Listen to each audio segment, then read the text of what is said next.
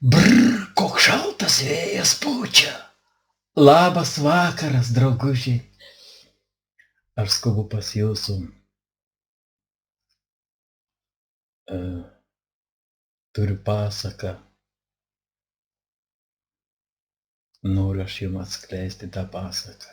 Labai gera. Geras pamokymas.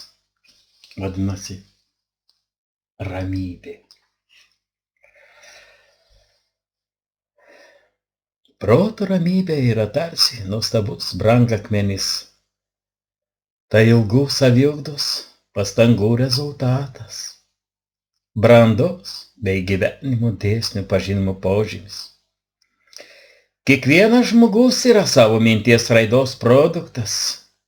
Kuo geriau jis įsisavina šią tiesą, tuo aiškiau mato veikiantį priežasties ir pasekmės dėsnį. Tuo rečiau pyksta, nerimauja, sielvartauja. Tuo ramesnis ir giedresnis yra. Ramus žmogus, įgudęs valdyti savo emocijas, geba prisitaikyti prie kitų. Šie savo ruožtų gerbia jo dvasinę stiprybę ir jaučia, jog iš jo gali mokytis ir jo pasikliauti. Kuo ramesnis yra žmogus, tuo didesnė jo sėkmė, jo įtaka, jo indėlis, kovojant už gėrį.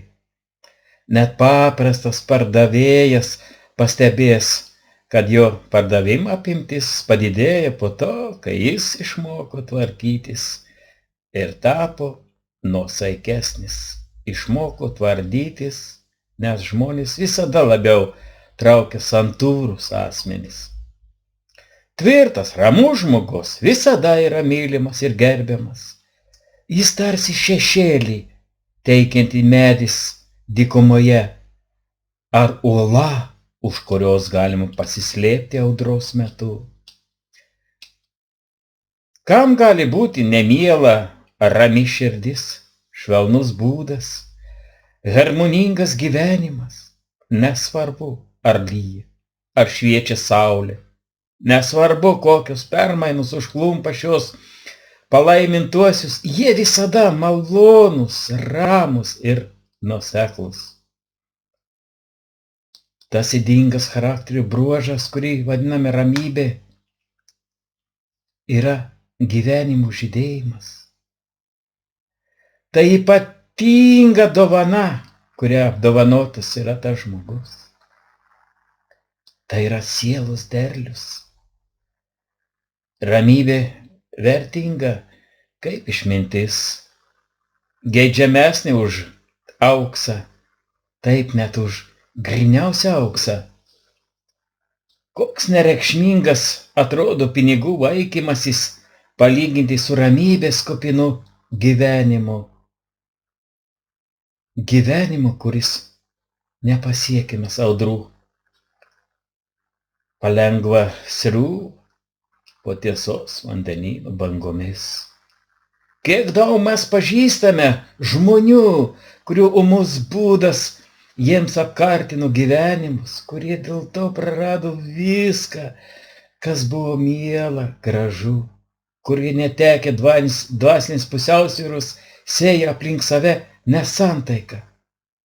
Koks milžiniškas skaičius žmonių sužlugdė ir tebežlugdė savo gyvenimus dėl savitvardos stygiaus.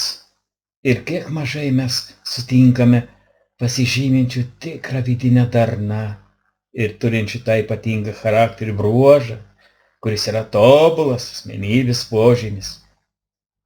Taip, žmonės atsiduoda nevaldomoms aistroms, grimzda į sielvartą, blaškosi apimta nerimo ir abejonių.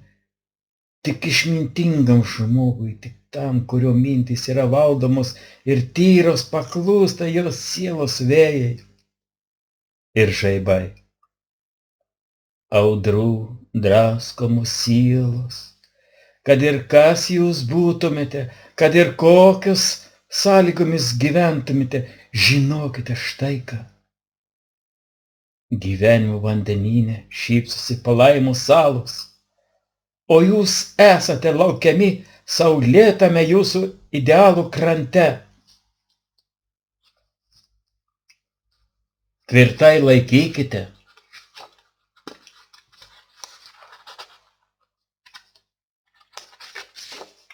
Rankose minties šturvalą. Jūsų sielos laivo kapitonas rymo nulendęs galvą. Jis miega ne kitaip. Pažadinkite jį. Savitvarda yra stiprybė. Gera mintis yra meistriškumas. Ramybė yra galia. Pasakykite savo širdžiai. Nurimk. Nurimk širdie. Tai buvo, mėlyjeji, pasaka apie ramybę.